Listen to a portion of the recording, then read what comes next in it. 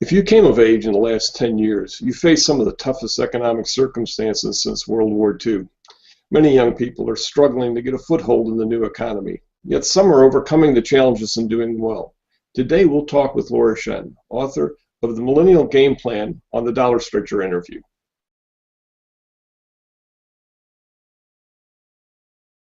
Hello, I'm Gary Foreman, editor of thedollarstretcher.com. Laura Shin is a regular contributor to Forbes and has just finished the Millennial Game Plan, 6 Secrets to Succeed in Today's Economy. Laura, thanks for joining us today. Thanks for having me. And I know a lot of 20-somethings have even given up on the economy, thinking that their lives are just always going to be a struggle. Is it really possible to succeed in today's tough economy? It definitely is. It's also definitely not the easiest time to be pursuing a career, but it's definitely happening. What makes it difficult is that a lot of traditional paths to success are changing in different ways. For instance, in the book, I talk about how law, which has traditionally been considered a very safe and lucrative path, is seeing a lot of upheaval, and for that reason, it's no longer a safe bet. On the flip side, however, there are a number of millennials who are pursuing new types of projects. A lot of them are doing more entrepreneurial things. Some of them are even sticking with the traditional route, but like there's one story that I start the book with, and this woman struggled with, she had a great bachelor's, but ended up in a minimum wage paying job that required lots of overtime hours. She once worked 14 days in a row. And then eventually, after a series of false starts, she found a great company, stayed there for several years, worked her way up really quickly. And so she also was able to succeed. So, it's a mix of trying new things, being persistent, and not giving up. And now, were there any common skills, tools, or mindsets that the successful people shared? I would say that they often talk about how grit is that's kind of like a new thing that I guess psychologists have determined is a big factor in success. And grit really is about perseverance. It's about not giving up. And I would say that that is the case with a lot of these millennials. Essentially, the success stories I found tended to show people who had, both a pragmatic side. Like there was one guy who he did very, very well in a working environment. After his first job, he had 2 recruiters in a bidding war over him. Every place he went, he was just promoted up the ranks really quickly. And then when he decided to strike on his own, he only had one client paying him $1,500 a month. And so he decided to spend some time in the Dominican Republic where costs are very low.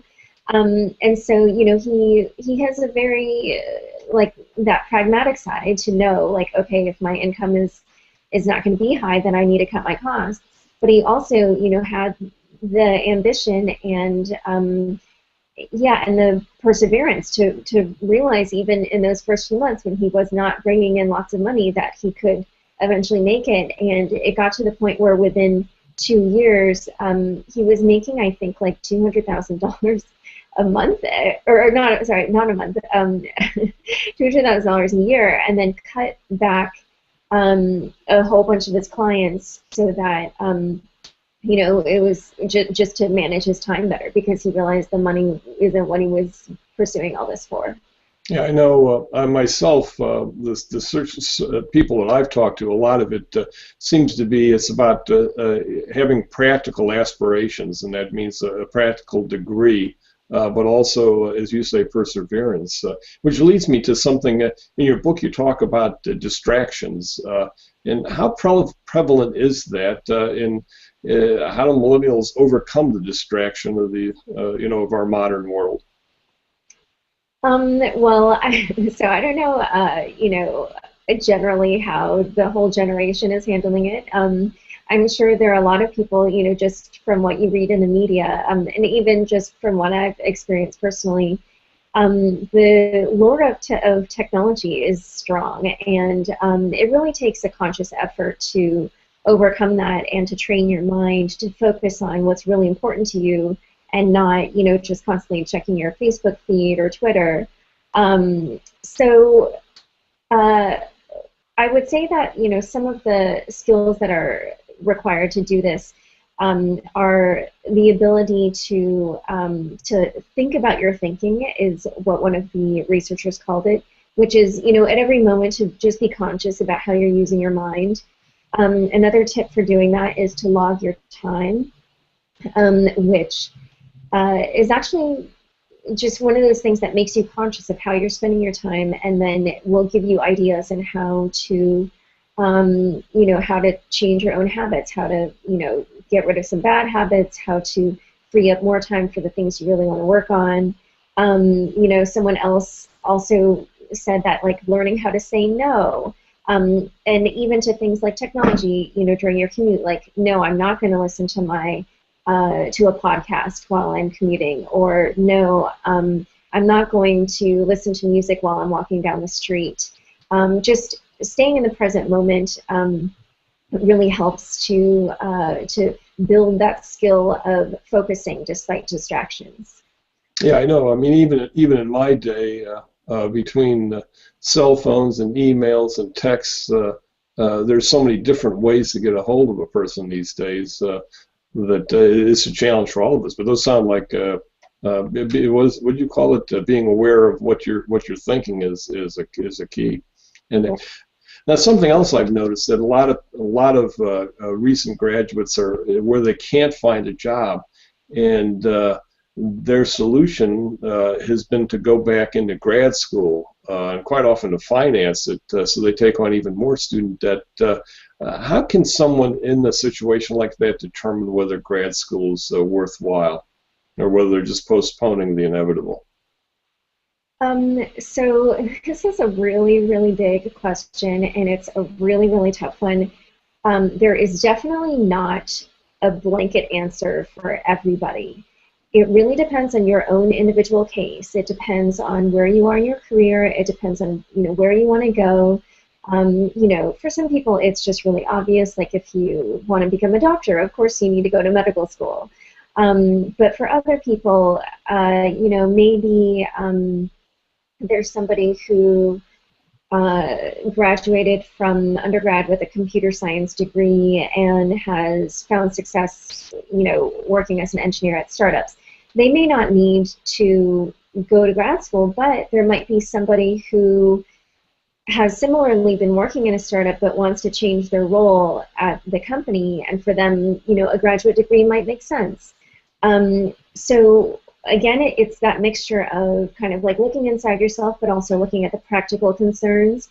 So there are a couple guidelines that you should follow when making the choice. And essentially what this boils down to is you're looking at the cost of going to grad school. And when I talk about that, that includes primarily the amount that you'll be taking on in debt. And you end up comparing that against, opportunity costs you're giving up by, for instance, like not being in the workforce for a couple years, or not if you end up not contributing to your retirement account for a couple years, and then also factoring in the potential bump in earnings you could get. So if you find that the amount of money that you could eventually make over your lifetime, even factoring in the cost of your tuition or of your debt and the cost of not working for a few years and whatever, if the amount that you'll be making with that graduate degree is still greater, even after subtracting all those other costs, then it's probably worth it for you. Yeah, actually, that really would be a good calculation for anyone to go through. I know it's a little bit complicated, but it does force you to kind of think through the process a little bit. Now, are there some opportunities that are unique to millennials, just given their familiarity with technology or their age? that maybe wouldn't be available to people that are a little older? So these opportunities aren't necessarily based on age, but they are newer ones that, like you or I obviously wouldn't have been able to take advantage of when we were in our 20s.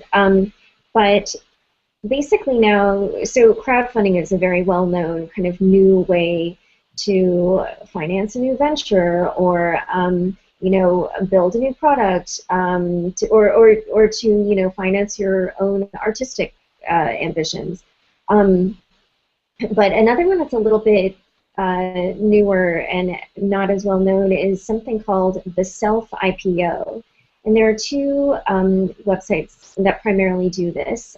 They're called Pave and Upstart. And what a self-IPO is accepting cash up front from investors, and they have to be accredited investors. In exchange for a future percentage of your earnings. So let's say that I raise $50,000 from my investors. Then it's actually a complicated calculation, but if my projected earnings were to be 100,000, working my way up to 150,000 over 10 years or something, then I might be expected to pay my investors, let's say 5% of my income, over those 10 years. So what some of these people I interviewed in my book are using that for is, for instance, to maybe pay off some of their student loans because, because student loan debt is at its highest ever. A lot of undergrads are graduating from college with almost $30,000 in debt. And it's actually 70% of college graduates that graduate with college debt. And so a lot of them, they feel pressured to take maybe a job that they don't want that pays well just to pay off their loans. But what some people are doing is instead they're going on these sites, soliciting investment, using that to pay off the loans, and then they feel freedom to pursue whatever jobs they want to pursue or, launch a new startup. So the self-IPO is is one of those new opportunities. Fantastic. And is there one piece of advice that you'd give a 22-year-old who's just now leaving college this June?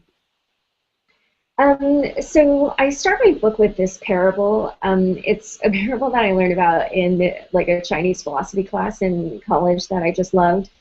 And it starts with this man. He has a son and a horse. They're very prized, and all of the villagers around him tell him, like, oh, you're so lucky, you have a horse. And he says, I don't know if it's a good thing. I don't know if it's a bad thing. The horse runs away. Again, the villagers come to him. They're like, oh, I'm so sorry about your horse. He says, I don't know if it's a good thing. I don't know if it's a bad thing. And then the horse comes back and brings all these other wild horses with it, and they say, oh, you're so lucky, and he says, I don't know if it's good, I don't know if it's bad, and it goes on like this. And I would say, based on my experience and from interviewing the many millennials who share their stories with me, I would say that, no setback is ever final. Everything's temporary, everything moves on. There are moments from my past where I can say, oh, okay, maybe that wasn't the best time in my career, but things change and move on, and as long as you keep working and striving, things should turn out well for you. Yeah, great. Laura, I know you just completed and released the Millennial Game Plan ebook. Can you tell people a little bit more about it and where they can download it? Yeah, so the book is available at Amazon, of course, and also on Apple's iBooks, and also through Voop, which provides ebooks for like the Nook and stuff like that. And as long as you Google Millennial Game Plan or search for it on those sites, you should be able to find it. And the main things I cover in the book are how to manage your career so that you become so good they can't ignore you, how to earn more money, such as like negotiating your salary, earning money on the side, how to finance any entrepreneurial ventures that you would like, mainly through these new opportunities such as crowdfunding and self-IPOs, and how to focus in an age of distraction, whether or not you should go to grad school, and finally how to manage your money through it all. Fantastic resource for a lot of young people. I'm sure many will have a much better future because of it. Well, Laura, Yes. we thank you for joining us today. We'll have links to where people can find the ebook on both our article page and our YouTube channel. And we thank viewers for joining us, and we hope to see you again soon on the Dollar Stretcher interview. Great. Thanks for having me.